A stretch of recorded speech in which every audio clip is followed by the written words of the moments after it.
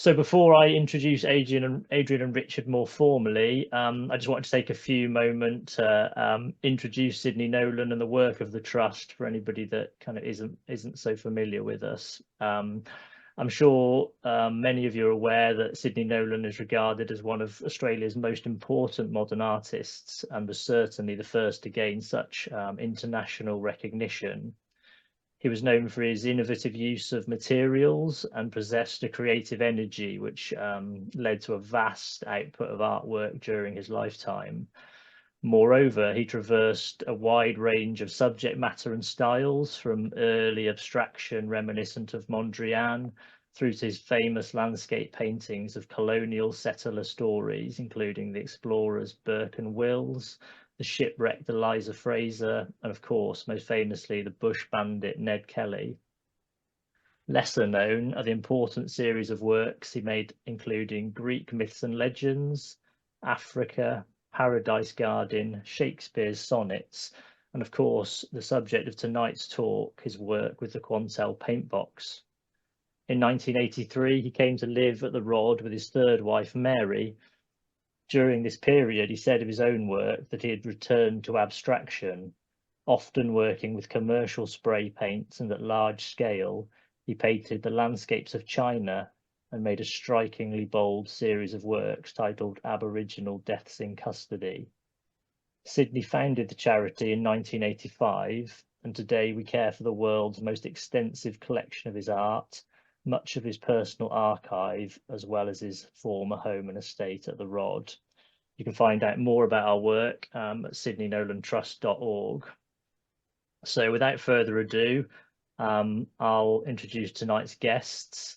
Adrian, who joins us, as I said, from New York, is considered the first photographer in the world to specialize in the digital manipulation of images using Quantel's revolutionary paintbox. From 1985 to 1990, Wilson created digital photo art for magazines such as Creative Review and record covers such as James's Gold Mother. His work was used by Quantel on the front of their first graphic paintbox brochure and was shown in several international computer art exhibitions. Wilson wrote on digital art in the 80s, and his work was chosen as the lead image for the seminal 1919 SIGGRAPH Leonardo piece, Does Computer Art Still Exist? Wilson moved to New York in 2004, where he works as a photographer, a digital artist. He currently owns 4 paint boxes, which he invites others to use, and has recently loaned one to Blackpool College, where Wilson first learned to use the paint box nearly 40 years ago. And it was a real pleasure to work with Adrian, who's a co-curator of our current exhibition, Painting with Light. Richard Bain, give us a wave again, Richard. Richard graduated from Norwich School of Art in 1984 and worked in a graphic studio before being introduced to Quantel by Russell Barlow and Martin Holbrook, who invited him to act as their assistant. Despite no prior computer experience, Richard travelled to industry symposiums and facilities around the world to show off Paintbox's capabilities. After 2 years, Richard joined Moving Picture Company in London and headed up their Paintbox and fledgling Harry unit, working on commercials with many regarded directors who pushed the technology. As the technology progressed, his relationship with TV moved to high-resolution visual effects for film, and he has been freelance in the film industry as a VFX supervisor since 2003.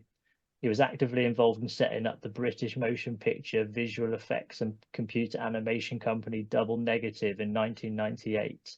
Richard's worked on the latest Star Wars movie, 3 James Bond titles and over 60 other films, and is still involved in visual effects supervision.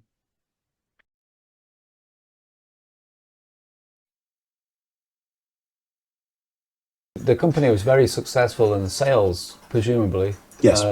Why did they suddenly decide or think, well, let's move into the graphic side when there was no industry there was no potential market because it didn't exist yet, right? Now that's a good question. There is absolutely no doubt in my mind that was purely and entirely down to Richard Taylor. He saw that. He was a very, very good engineer. A lot of his engineering was in the synchronizer and the later machines, but he also had the commercial vision, which I personally never had. Okay, he said, we are going to make a graphics machine. Get off your butt and do it, as it were. And we didn't. The meeting, which has become known as the Eureka meeting, was when he got us in a room and said, right, this is what you've got to do. Now do it. And that was the meeting that I think I did contribute a bit to, because various techniques were described, and I recognised that one of them was magic and was going to work. And that's what the Paintbox was built around. I didn't build it, but I saw what to do. How long did you work for Quantel? 33 years. And what exactly did you do? I was a customer support engineer in the Los Angeles area. What makes the Paintbox so special in your view? Well, it was originally introduced in 1981. This particular unit is probably from the mid-80s. And it was able to achieve really smooth painting and graphics performance with an array of dedicated hardware processing cards, multiple still stores, and which are responsible for all of the graphics rendering and image processing. And they are controlled by a fairly minimal computer over here, a 68,000 running from software in 10 EEPROMs over here on the computer 2 card, which is just a control device for all of the hardware image processing circuitry, and obviously an interface from the user from their pen and tablet.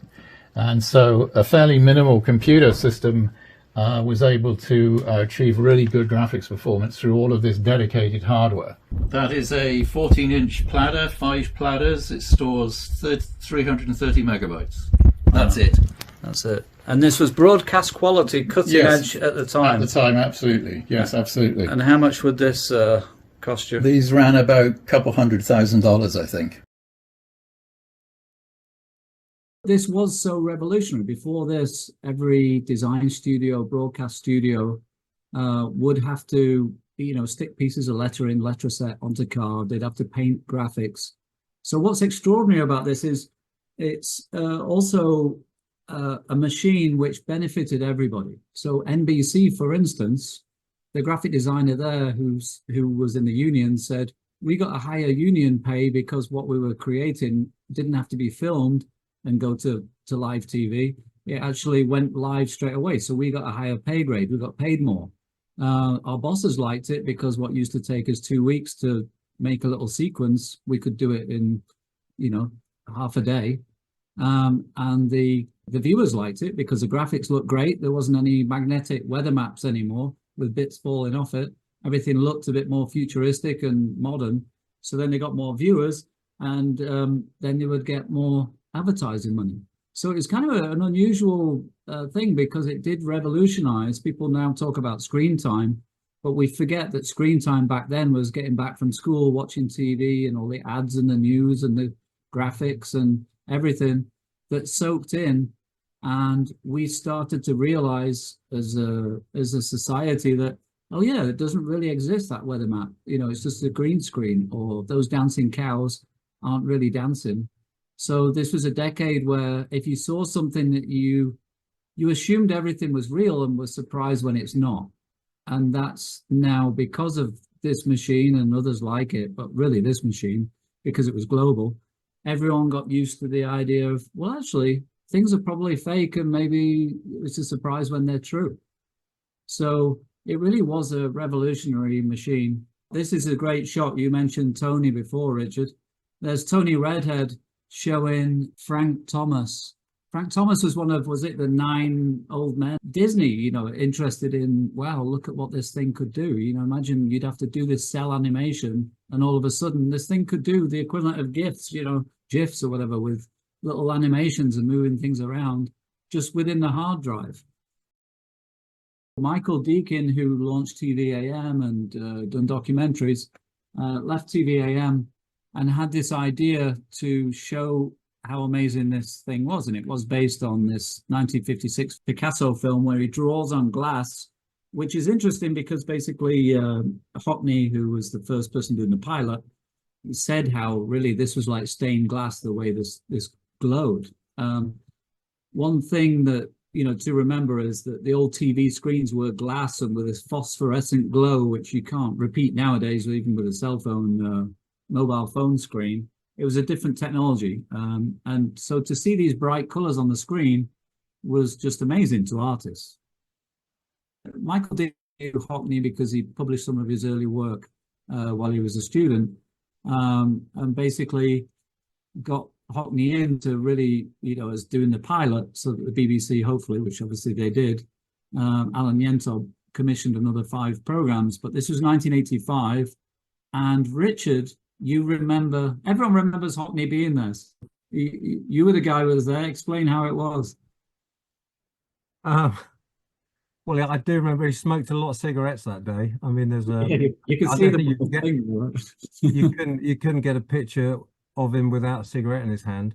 David Hockney was the first one to turn up for this event, I suppose you'd call it, and I'd not met him before, and it was something that Martin Holbrook. So when I started at Quantel, Martin was the creative director there.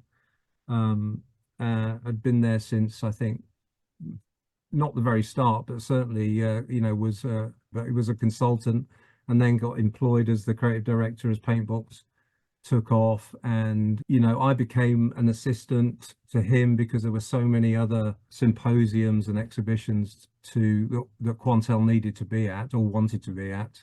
So Martin couldn't be expected to do all of them anyway. So Martin basically helped David Hockney through the Paintbox experience. But I mean, according to Martin, he didn't really need, he was like a dog off the leash. He just, as soon as he picked the pen up, he was straight in there and didn't really use a lot of the menus, just really, I think, mainly painting, from what I remember of the video.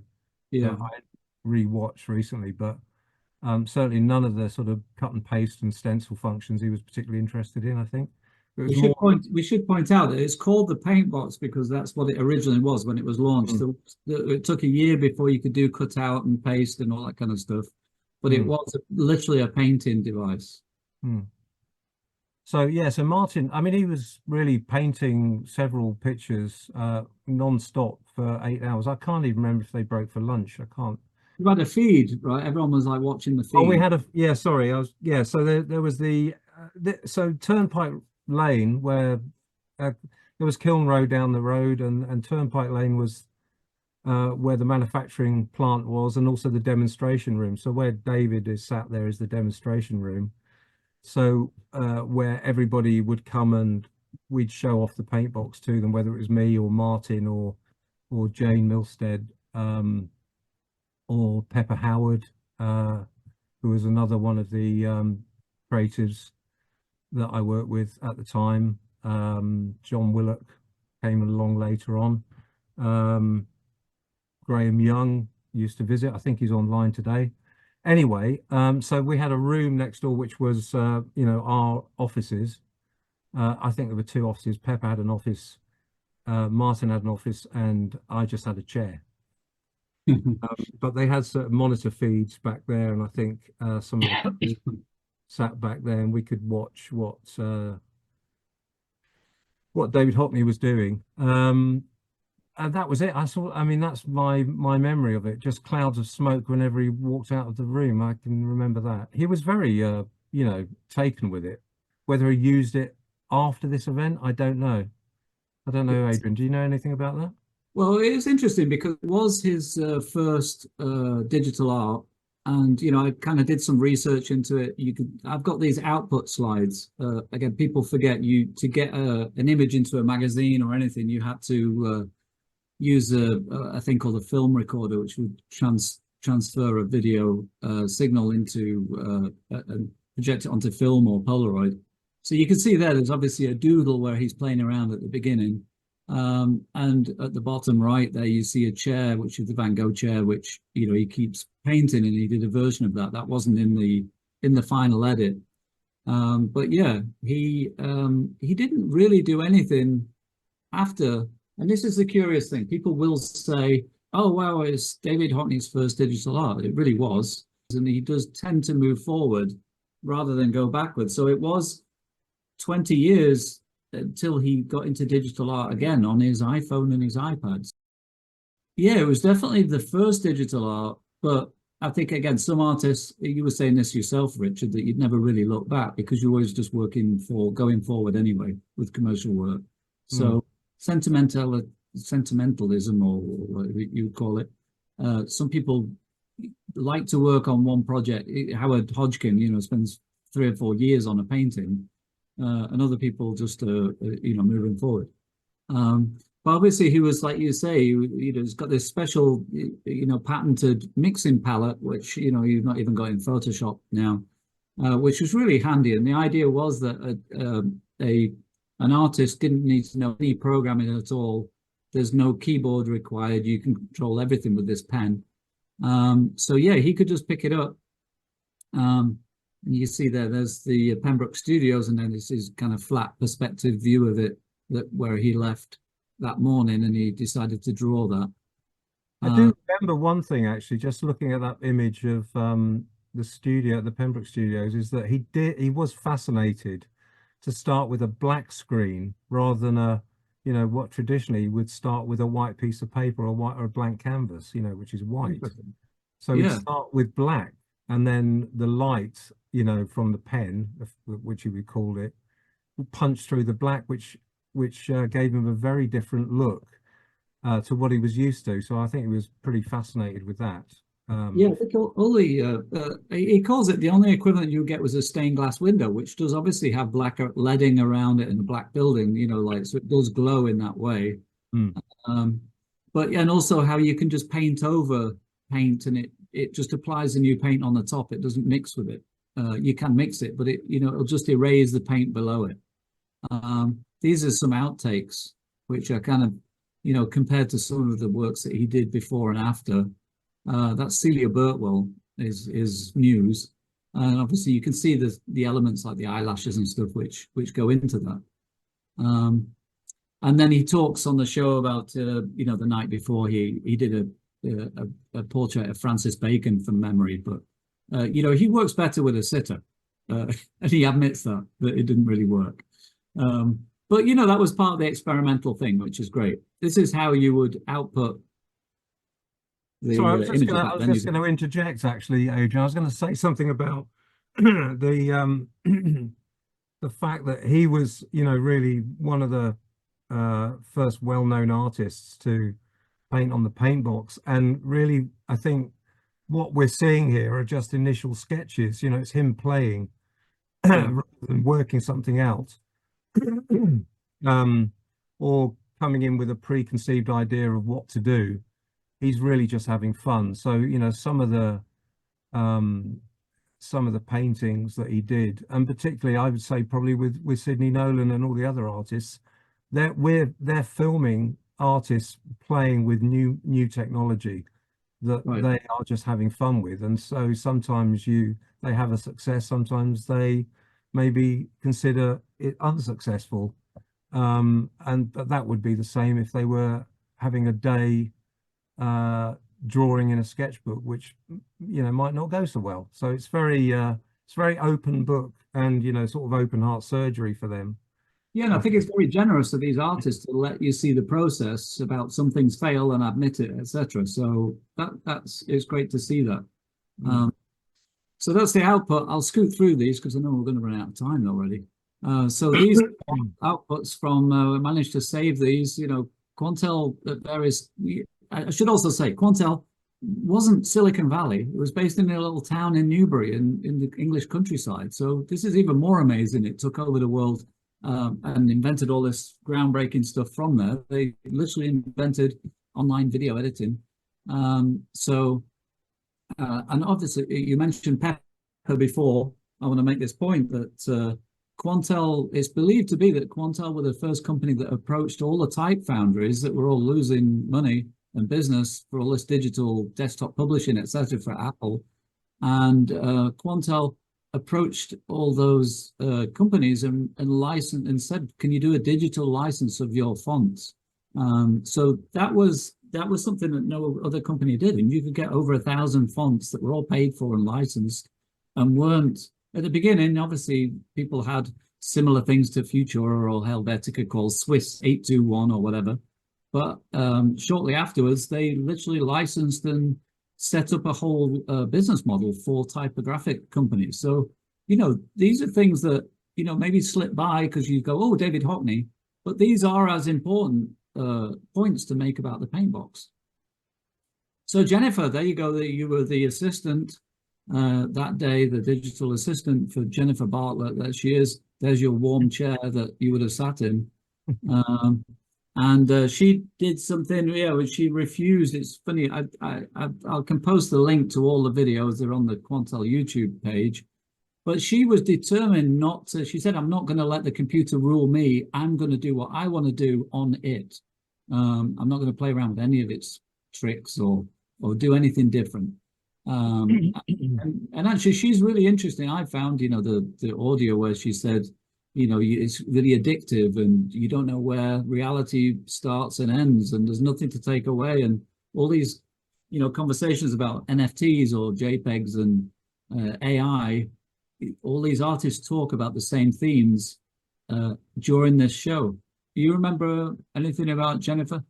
All I really remember about Jennifer is at the very beginning, she was very frosty, I remember. And I think she was, I don't know how or who had invited her to do this, but it seemed like she was, you know, getting pushed to, you know, be one of the artists to do it. I don't know if that's true, but she was very... It does come across on the video.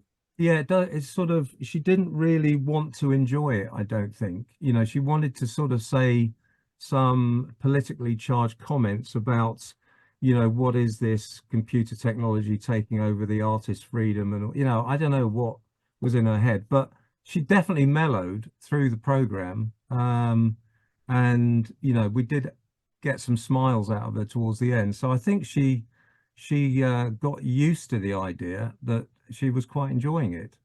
Yeah, she thought, oh, this is great fun, you know, like, yeah, at some point, you know, and oh, you can do these circles that I could never do this myself. It would take me hours. And so that was the thing, you know, the important thing to say about the Paintbox, and this is very important, is it didn't have any gimmicks. It didn't press a button and put rabbit's ears on you. It didn't do anything automated. So if you were a bad artist, you were still a bad artist on the Paintbox. It didn't make you a good artist, which is obviously a modern phenomena that, hey, this doesn't look interesting, let's press a filter app or whatever. That's still the case though, Adrian. With the Paintbox? No, with any computer technology, you can still be a bad artist. That's true. It hasn't improved. I mean, in fact, what I would argue that at art schools, it's actually it's starting to produce operators rather than artists. So, you know, I think when I was at art school, I'm just waving the Norwich School of Art flag here, is that it was very much about drawing and looking and seeing. So, and I do wonder sometimes with some art schools, you go into them and they've got computers everywhere and they seem to be teaching them where all the buttons are on the menus, which I don't think is really the point. So I think this study is really interesting because there were only 2 features on the Paintbox, which you would say were digital features. One, which is mosaic, which you can see the top left, which was quite often a client say, can you make this look computery? Because everything was 8-bit at the time, and this thing was 24-bit. And then a thing called color map, which kind of was like posterization, which we'll come on to when Sidney starts. But I think that's really nice way of showing that this was a creative tool, not a computer. The idea was, you know, when I spoke to Paul about why nobody's heard of the Paintbox, he said, well, we don't want anyone to know about the Paintbox. We wanted the viewers to just see something interesting, but not think it's computery because it's not about the computer. And also the artist worked on it. They just have a pen, so they're meant to forget the computer was there. So he said it's actually, you know, kind of a testament to our success. Nobody ever heard it. Plus, it was 200,000, so you couldn't have one.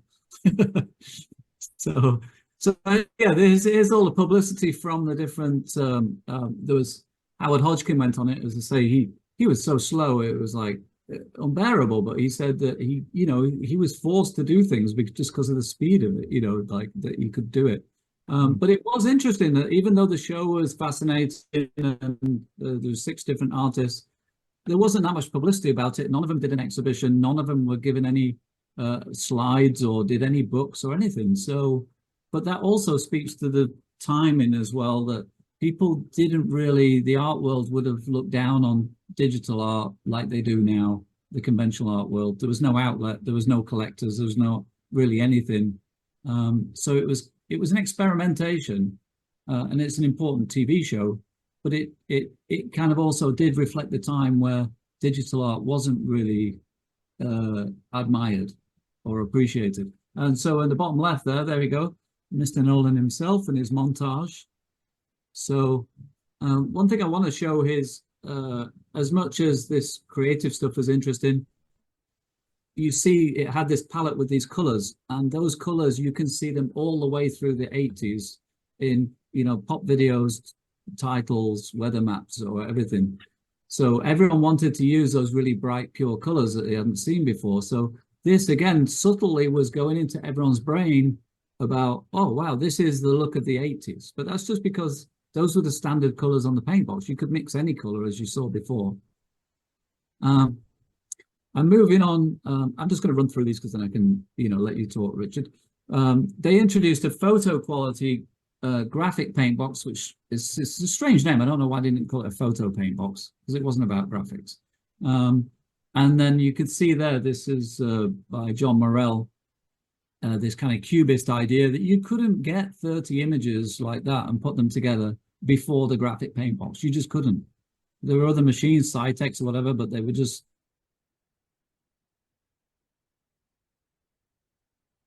4 or 5 years before Photoshop. There's a thing called a paint box that could do, you know, all these movie posters that were done on the paint box. There's Blur album cover, you know, like subtle things, again, not gimmicky things, you know, from Prince to Nirvana, Queen. I mean, obviously the Queen one is very well known, and it's a, you know, a bit gimmicky, striking image, but some of the others, you know, the Prince one, you would never know. And this, you know, you couldn't get more iconic than that album cover, and people assume it's done on Photoshop, but Photoshop couldn't do that then. Photoshop 1, which was 1990, you know, was pretty basic. And, you know, I showed that to people and they're like, well, what's digital on that? You know, they don't realize that the dollar bill and the hook weren't actually there. So, so there were basically people really interested in it. I'm not going to leave this up because it's kind of a long read, but this is Keith Haring. If people have heard of Keith Haring, you know, he died of AIDS 7 months after this, but he flew for 3 days to Rome just because he could go on a paint box. And I read this in his diary and I was like, I couldn't believe what he was saying about, you know, I mean, obviously, why hasn't anyone noticed? It's changed, revolutionized the notion of art and the image. And he couldn't understand why nobody had heard of the paint box. And so I spent a year, tracked down this videotape, and I said to the guy, oh, there's you know, is there any work by Keith Haring on there? And you're like, oh yeah, I mean, I can only show you because we're speaking to the Haring Foundation about releasing this, but that's Keith Haring on a paint box. So I've actually got him working on it. That's him drawing, and there's 70 images that he drew and 15 animations that no one's ever seen because nobody knew what it was. You know, this is crazy, right? So then you've got this, which is graphic paint box. This is Apple advertising their video spigot using the graphic paint box to because you couldn't montage this together, which was ironic again because Quantel with their Harry had invented online video digital editing, but this is Apple who are going to eventually obviously overtake them. And then this is my favorite, with thanks to Tony Redhead's company, Electric Paint. This was who did the Photoshop of what it could do, but it couldn't actually do it yet. So they went on the graphic paint box to show how you could visualize and put things, a house in the field there and strip it in using Photoshop. So the irony of that as well, you know, there's so many kind of subplots and everything with this story. It's meeting. So that's my all my things, and I'll play that last video and then I can go on. So we did this Computer Art Society show and asked Paul Keller to say something at the end. You saw him at the beginning, as much as all these people, as you've heard with Chris and Paul and Peter, they're very modest, they're very English. Boffins, in the nicest word, is the nicest way to say it. But these people beat Silicon Valley and everything. And I asked Paul, what would you say to people after all this time? And this is what he came up with. There was a meeting about 4 or 5 months before the Paintbox was launched, where Richard Taylor said, okay guys, what we're looking for is a machine which real artists will use and paint real pictures with. And I'm here to say you did that, thank you. Okay. The first meeting we figured out how to do it. Richard was leading that, and then we went away and built the thing. It was shown first a few months later in Las Vegas with a real artist, and from then we added the layers and stencil mechanism, which we all know and love, and you guys did the rest. And thank you, that's all we can say. It seems to me that you collectively have fulfilled exactly what Richard told us to do at that first meeting. Thank you. So, which is amazing, because basically, I don't know any other company. John Morell said that in the 80s, they employed 50 artists at some point around the world. They would invite artists to come up with ideas, they would involve them in the R&D, etc. So Peter was the head of the art department, before Martin was there. So, it was seen as this thing which is very unusual, where the machine's success depended on the art created on it. So they really promoted the artistic side and the graphics side. And obviously, if this $200,000 machine was in NBC, it was the best graphic designers in New York that were already there. But they always were pushing. They put free paint boxes for free in 9 colleges, art colleges, etc. And I think it's time for Antony to talk about the fact that Sidney was invited there. He did his thing, his montages, and then was invited back and did more work on it. So I don't know another tech company that not only encouraged art, but realized that art was vital for their success. And that is another lesson for everybody here as well, that the artist can't do anything if the technology can't create what they're looking for, and then such as the pressure sensitive stylus, and the technology is not going to sell, as Richard say, if you're just going to do gimmicks on it and rubbish art. So that's the legacy of Quantel for me.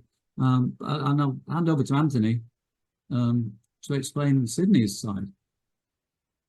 Thanks, Adrian. I'm kind of aware of the time, so I'll kind of keep it brief. But as Adrian explained, Sidney was part of the BBC's Painting with Light series, and I think it was 1987 that his sort of his part in the series was recorded.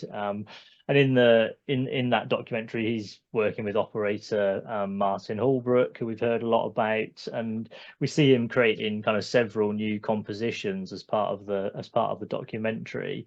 However, in our archive at the Sidney Nolan Trust, I think there's in the region of over sort of 200 works that Nolan made on the Paintbox, which again obviously gives you a sense of the way that Nolan made art. A lot of us that know Nolan's work understand that sort of vast output that I described at the beginning of tonight, but also I think demonstrates his great interest in this new technology.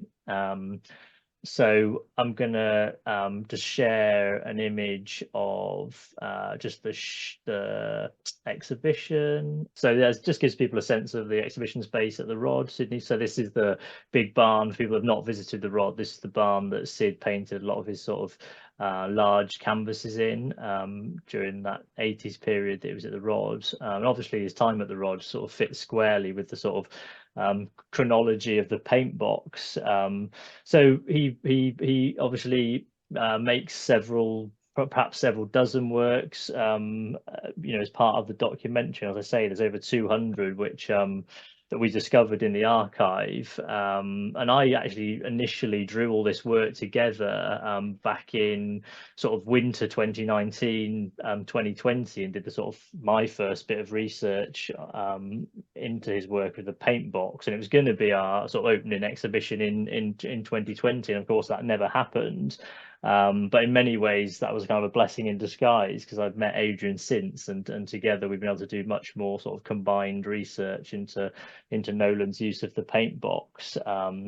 And so there's a few, and it's kind of unclear where he went probably after that documentary to kind of keep accessing the paint box. I think potentially he was either working at, I think Martin Holbrook went away and set up his own sort of design studio in London, so perhaps Sid was accessing the paint box there. But he was also very good friends with the Welsh artist and designer Gordon House, and we believe that Gordon House might have had a paint box as part of his design studio, so potentially he was collaborating with Gordon House on that sort of later paint box work. I just wanted to show a few images, sort of few key images that some of you will be familiar with from the Paintbox series. So I think some of which appear in the documentaries and others that don't. And I think, I mean, Richard really touched on the sort of juxtaposition in the way that the different artists approach using the paint box, and this has been written about Nolan's use of the paint box previously, and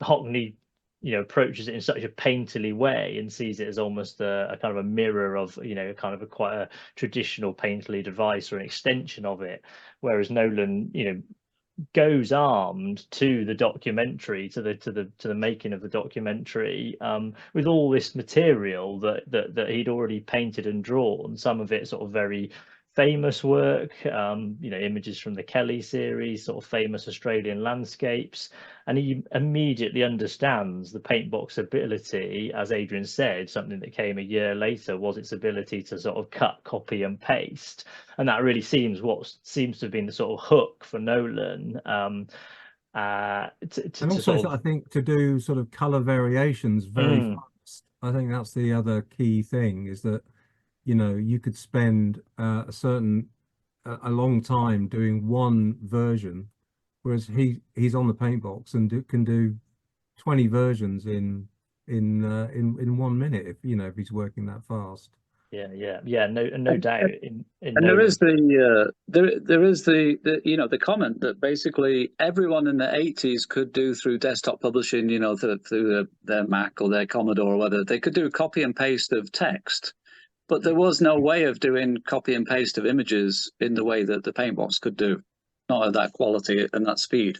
Yeah. Nolan was definitely interested in that sort of the speed of the process, and it was interesting to hear Adrian mention, obviously, Hockney's use of the photocopier. So, you know, in tandem with Nolan using the paintbox, we know that he had a sort of large commercial photocopier in the sort of his studio, kind of in the sort of third floor in the attic space at the Rod where we're based, and so he was equally interested in this sort of idea of how these sort of technology could produce images really quickly, could produce multiple of, could kind of, you know, you could easily cut, copy, paste, edit. So he was doing really experimental stuff, you know, with the photocopier at the same time as the paint box. But, you know, it's also some of what he's doing with the paint box, and the way that he sort of chooses to use it is really reminiscent of much earlier work. So we see particularly in our photographic collection, that as early as the sort of 1940s, 1950s, Nolan's physically choosing to sort of tape slides or negatives or transparencies together to create these kind of physical montages of photographs he's taken. And, you know, he seems to have sort of applied that process sort of time and time again through different technologies and mediums. And then, you know, equally particularly in the sort of mid 70s, 75 onwards, he's got several Polaroid cameras, which he's kind of adapted to make multiple exposures with. So it's definitely something that, you know, really, really interested in. So I'll just flick forward. That's another one of Nolan's perhaps sort of best known Quantel outputs. That one's called Australian Collage. I was going to, while you're showing these images, Adrian, I was going to, sorry, Anthony, I was going to say that, you know, I think one of the key things with Quantel that's different now to Paintbox, to Photoshop, for example, is the fact that the menu system is so simple to understand when you sit in front of it for the first time. And I think that was a great appeal for the artists that came to use it. It's not as if they had to have a day's training to learn how to use it like you would with Photoshop, where the menus are hidden, you know, you can't find where to do anything. It's very well laid out, and that's a, you know, I would say a great bonus, and still is for Quantel Paintbox. I don't think there's really many other systems around that have that simplicity. That's not to demean it, but it's a, you know, that's a great quality. Ease of use. I remember interviewing somebody, I won't say who it is, and I said, so how long was the training for the Paintbox? And they said, oh, 3 years and a day. And I said, what do you mean 3 years and a day? And they said, 3 years in art college and a day coming down to Newbury. And in fact, really, we just taught them in the morning and we went to the pub in the afternoon and didn't come back. Yeah. So that shows the ease of use of the Paintbox. It was a super friendly device. Yeah. So that just gives you a sense of what Nolan was kind of up to with the Paintbox, and obviously here we've got. I should say that's the color map effect, where basically you put different colors in the palette, and then it'll change the tonal values into whatever color is in that palette. Great, thank you, Adrian. So I'll stop sharing my screen, and I think we're going to jump back to you, Adrian, to talk about Richard Hamilton. Well, I mean, we didn't really talk about him much, but yeah, I think, as I say, he was interesting. He actually bought one as well. You can see me now. It's not my face that appeared. Yeah, he's the one that actually really dived in and bought a Paintbox. And as you say, whether it's photocopiers, because color copiers were coming out, they were getting better quality, etc. People, you know, he obviously was a grandfather of pop art. And you're thinking, okay, how do you reproduce things? With digital art, you could do repeats. You know, he did the Humbrol paint effect over the artwork, and it is interesting that of all the artists, the only artist whose work is really the Paintbox work is considered, you know, true art is Richard Hamilton, because the pieces that he did and the preparation for other pieces that he did during his show are in the Tate Modern. So you know, not doing it on anyone else's work, but it was something that people actually looked at and go, wow, this is something different. And you know, it was nice that the Painting with Light show, which I think, you know, is on the link, or go on the Quantel Paintbox YouTube channel. It is really interesting how they all talk about the philosophy of this, what brought it about, whether it was Keith Haring or anybody. It was all about, okay, this is a tool, but it wasn't like, okay, there's whoever invented oil paint or gouache or whatever. This was like, oh, wow, this really changes everything. You know, the image doesn't exist. What implications has this got? You know, obviously we talk now about AI swapping heads so easily. Well, that's the first thing that anyone did on the Paintbox was swap a head around or set fire to a building. It was one of those two things.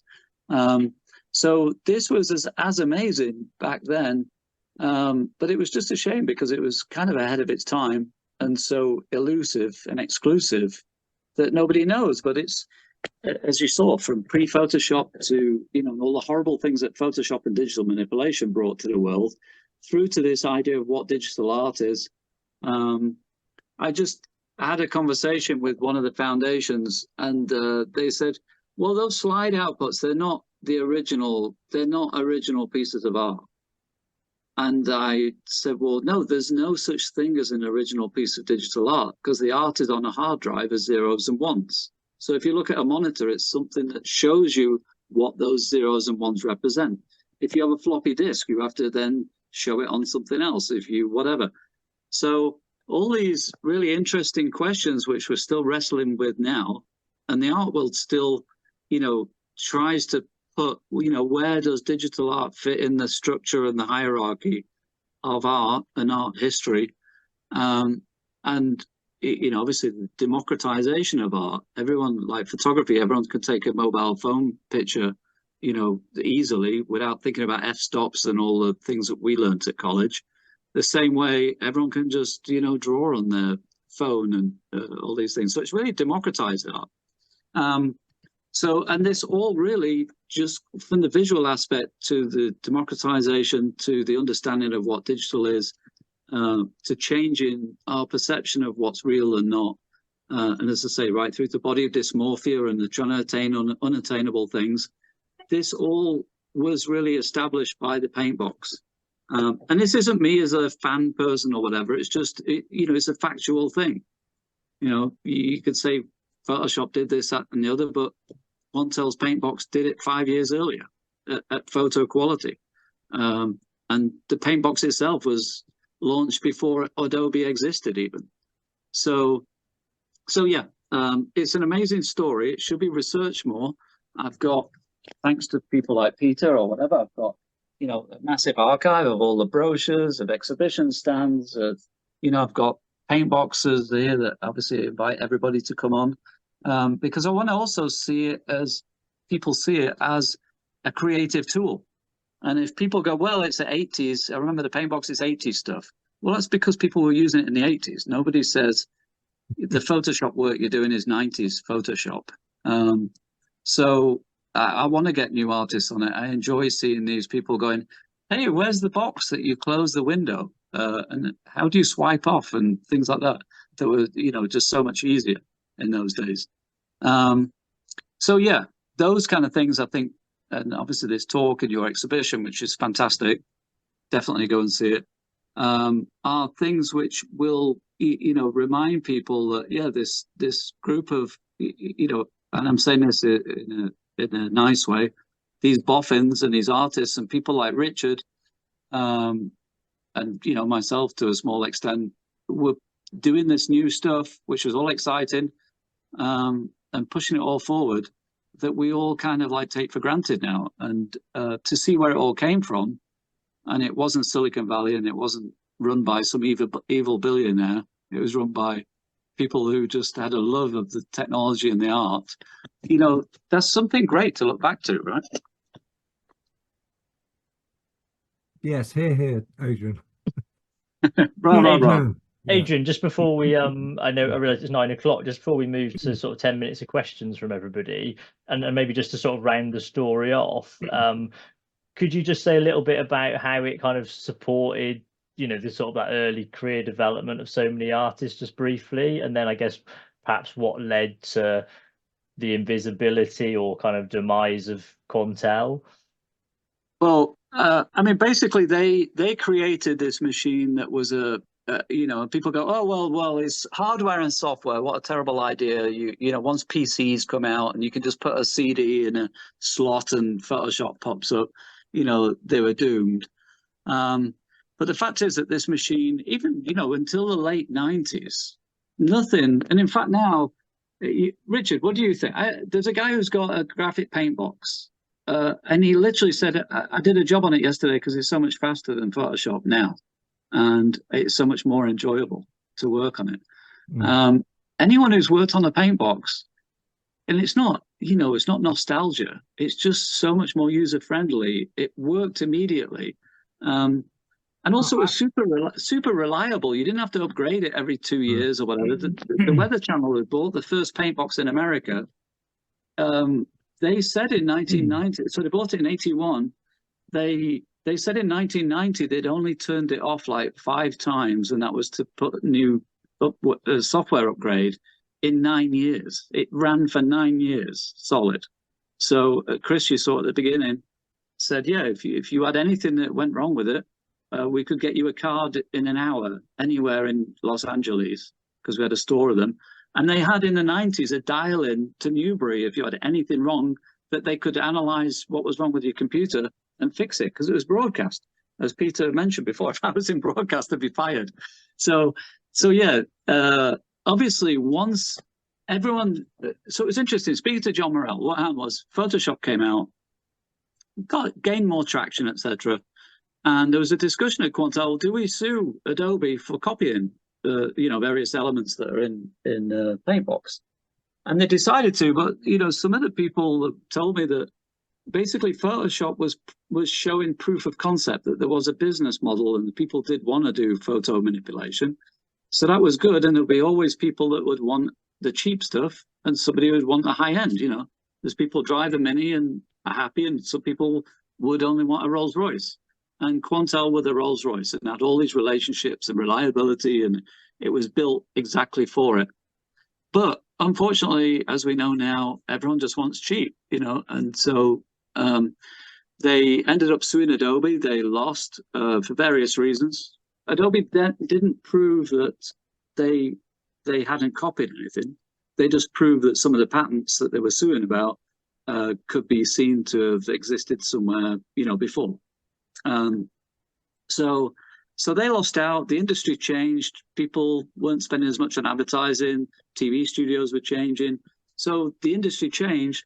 But the other thing to point out is, you know, where are Nokia now?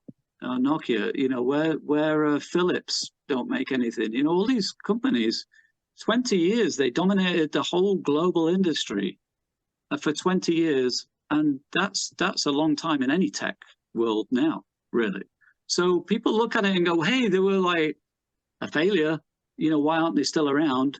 But they revolutionized the whole digital TV thing. They invented digital video editing. They, you know, created all these things like the stylus that we all, you know and love now. And everyone loves the company. You know, they weren't, you know, Paul said we didn't want to be an international company. They considered, the only company they considered buying was Apple. And they said, we don't really want to get into Apple's business. And what we do, as you saw from those Photoshop things, what we do, we can do better than Apple. So there was no point in buying them, and they didn't want to do retail or be a global company. So actually, I think it was a success because, as Paul said, they wanted to make a machine that was fantastic for artists and, you know, pushed all these boundaries, and that's what they did, and they succeeded in that.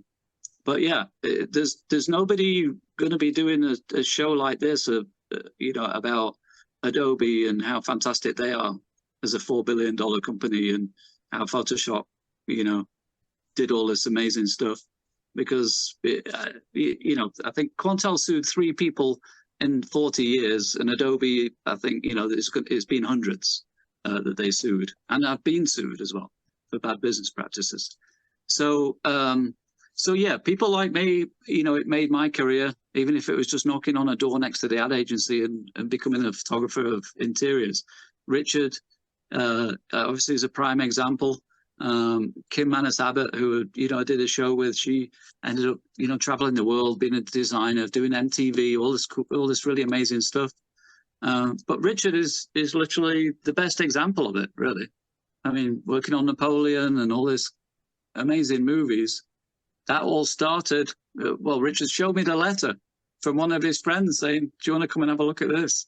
Well, that's my cousin Russell. So I was working in a design studio, and you know, I didn't really enjoy it that much. It was you know, I was an art worker for a designer, so you know, it's not something that I did a lot of at Norwich School of Art, where it's very much, you know, every day there was a life drawing class. It was very much an art-based graphic design course, really. And then I went to a design studio, and they just wanted you to draw a straight line. And if it wasn't straight enough, you know, you had to do it again. So I thought, this isn't really for me. What have I been doing? And then I saw Russell invited me to Quantel to come and have a look at the paintbox because he knew I was unhappy. And I met Martin, and that was, we got on very well. I think he took me to the pub. Very typical of Martin. That's your one day training. That was one day. Well, it was like he showed me what it did, and he looked at his watch, was like, oh, I think the pubs are open. Should we go and have a pint? and I didn't. I said to him, look, if you need an assistant, I'd be very interested. And he said, well, you know, he had Jane at the time, and I think Jane, maybe in the next few weeks, I think she was going to move on to something else. And then Martin had these 2 exhibitions coming up, one in Barcelona, one in Dallas, and he phoned me up I was living with my mum and dad at the time, so he phoned my mum and dad's house, and he said, "What do you fancy, Dallas or Barcelona?" Well, I'd never been to America, so I thought I'm going to go to Dallas. So I learned how to use Paintbox at NAB in Dallas, pretty much, in front of people. I mean, that, it's like I just had to make it up as I went along. So I was there for 2 weeks and felt pretty good after 2 weeks. You don't need 2 weeks to learn how to use a Paintbox, mind you.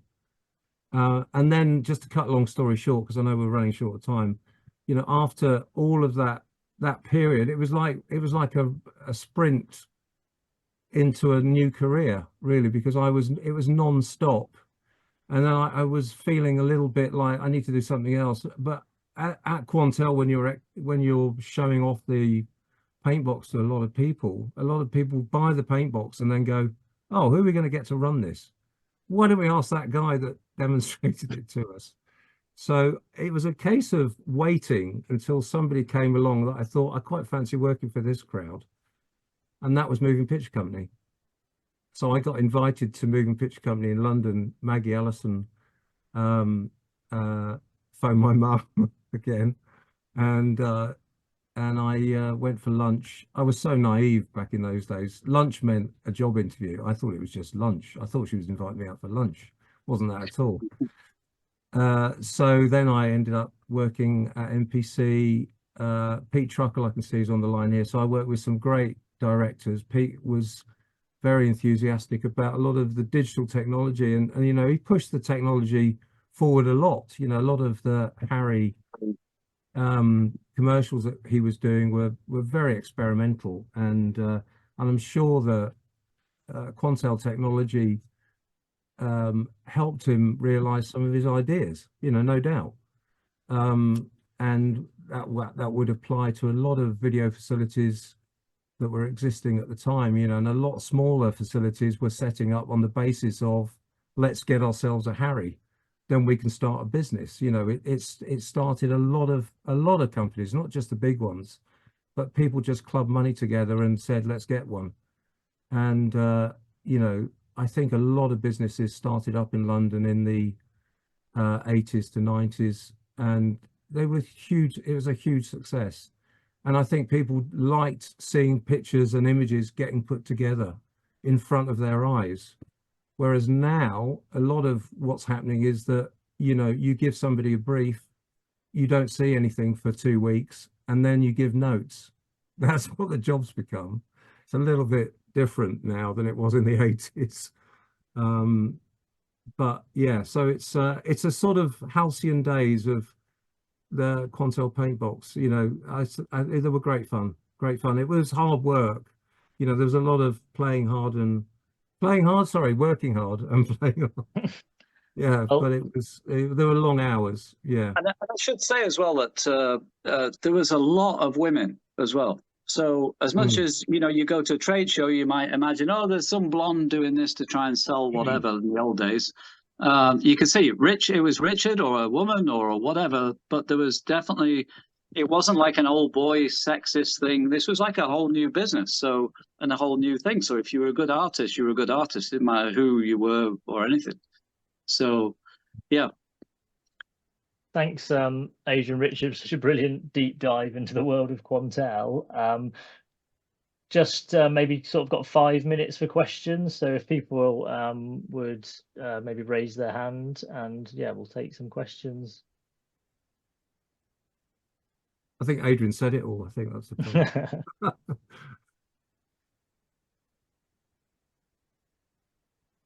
Hello, Emma. Emma's raising her hand. So I'm going to have background telly noise probably. Sorry. Yeah. No, my question is, if it's so good, how come someone's not building a whole new lot of them?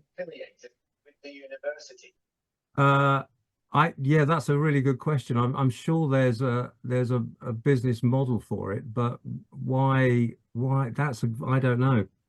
I don't know. Yeah. So in terms of the Paintbox, there are people working on a thing called an emulator, to try and get it so you can work on it on your PC or your Mac, but you still would need, you know, the tablet. This tablet's really nice, etc.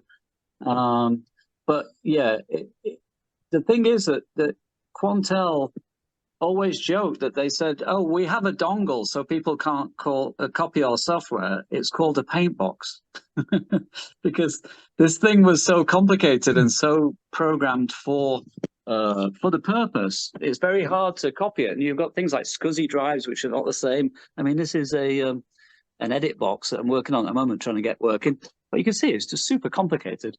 So it seems like, oh yeah, you could just copy anything. But there are ergonomic things, there's mechanical things, and there's software things. And then, you know, the company does actually still exist in a dormant form in the corner of a big company, Grass Valley, that's now part of Black Dragon. So, you know, that it would be amazing. One thing that people have said quite a bit is it'd be great to have a Photoshop plugin, which would be the palette, you know, because the palette was such a nice thing.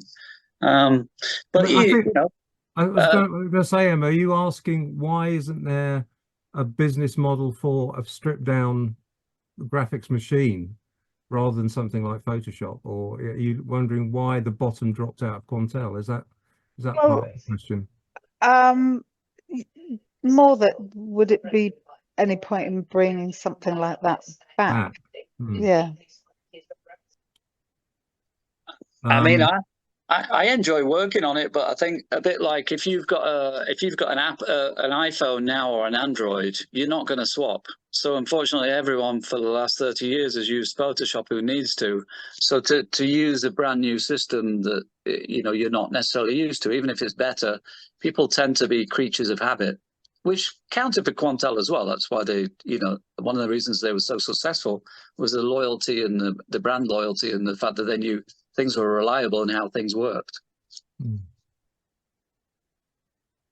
we have a question from Peter? Did we, Peter Truckle? But by the way, I do have an open invitation. Anyone wants to come to work on my Paintbox is always free. Oh, Peter, you need to unmute.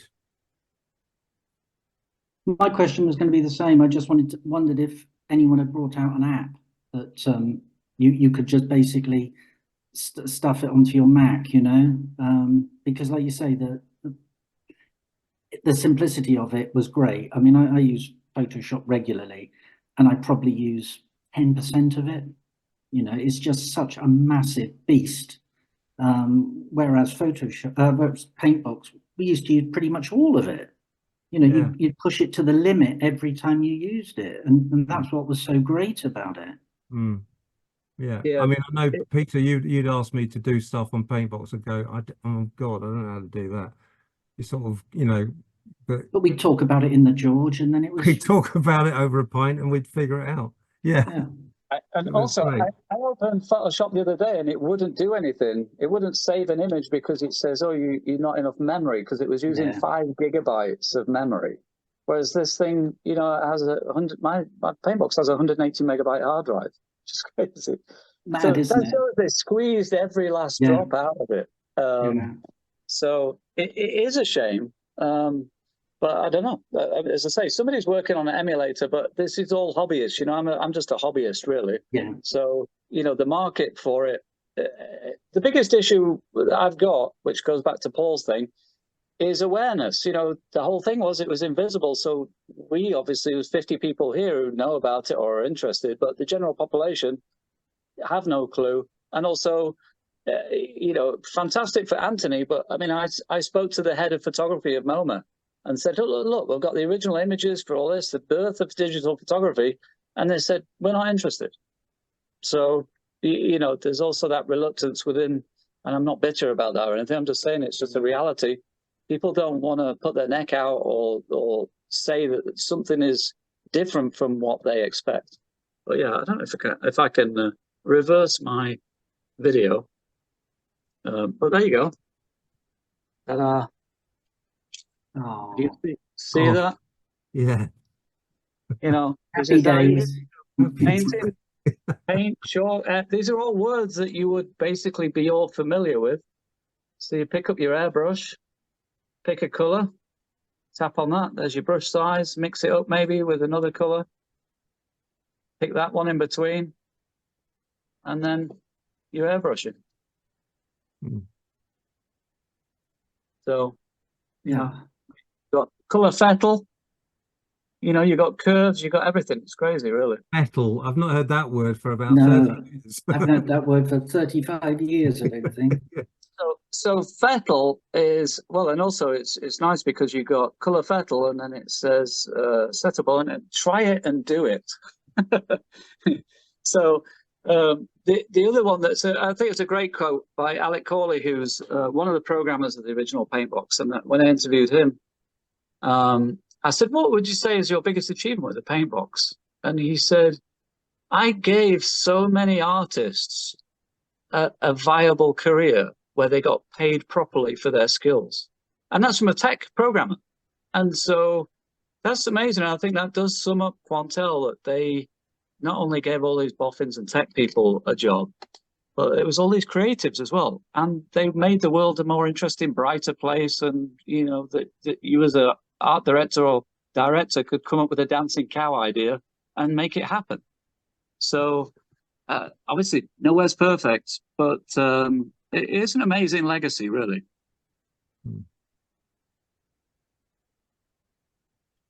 Sorry, Any other questions? Have we got a question from Michael? Yes. Getting back to the idea of re-releasing the Paintbox, the leap that Quantel made in 1981 made the transition from being an analog illustrator graphic designer seamless. It was just remarkable. I know working there at NBC, the engineers were concerned that could you find an engineer that was an artist? That seemed to be like an oxymoron. And they were really concerned about that. I had a background in analog illustration, and when I was asked to begin using the Paintbox, it was just so intuitive. It was clear that the engineers worked hand in hand with artists and produced a device that was artist friendly. It was all so intuitive. It was so familiar. And that was just an incredible leap, because it left many engineers just dumbfounded. They just couldn't believe that we were able to do that quickly. And I became something of an instructor with new people that joined. We ended up having, originally we had a staff of about 10 people, and it grew to eventually 40 people. And we went from one Paintbox, and within a year there was another, and so on. But the point was, that transition helped me move in the late 80s. It helped me move to a Mac and Photoshop, because frankly I'd gone on to HBO, where I was a designer director, and as a result, that transition for me was very, very easy. I could weed through all the variations that Photoshop offered, and I highlighted for myself, this is what I would have done on a Paintbox. So it had there was a repercussion, or a transition made really easy by technology that was created certainly by 1981. And today, I work using my Mac and make my own artwork, and I've been making digital paintings now for the past 20 years.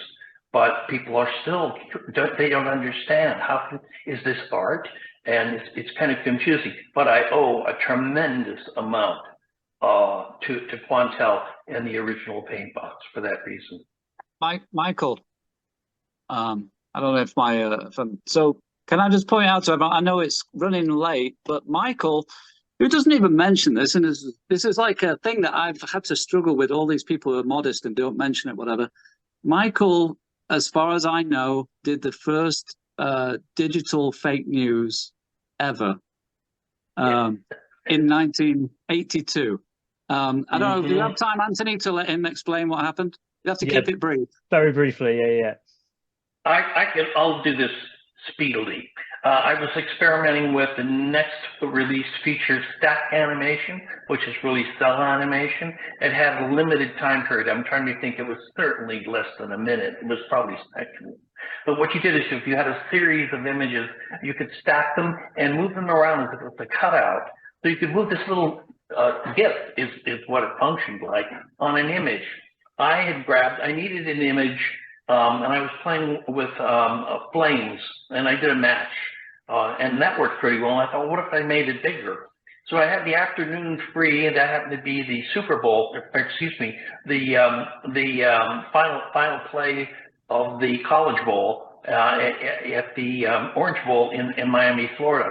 I grabbed a freeze frame off the feed of the Goodyear blimp showing the Orange Bowl in the afternoon before the game and before there was a population. I grabbed that freeze frame. I took my little stack animation of flames and smoke and stuck it onto it and watched it cycle through. I changed it to loop through indefinitely, and I'm watching it and I'm really enjoying it. The phone rings in the graphics studio, and it's a call for me. So I go into the control room for the graphics studio, and there was a producer on the other end, and he said, "Where did you get the footage of the fire at the Orange Bowl?" And I said, "It's an animation, it's not footage, it's not live."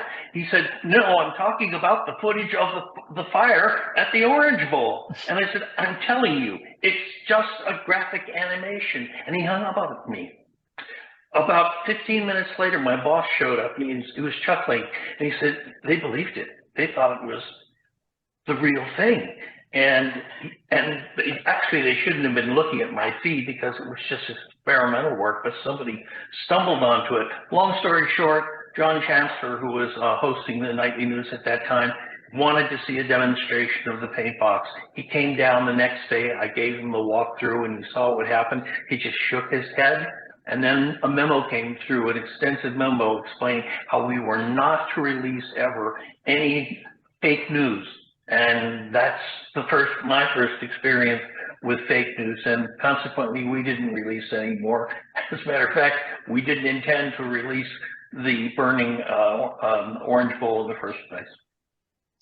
Thanks, Michael. That's a very amazing note to finish on. I told you, everybody did burning buildings. The first ever demonstration of the Paintbox in Las Vegas, Martin Holbrook recreated the burning Caesar's Palace or whatever it was. It was a thing.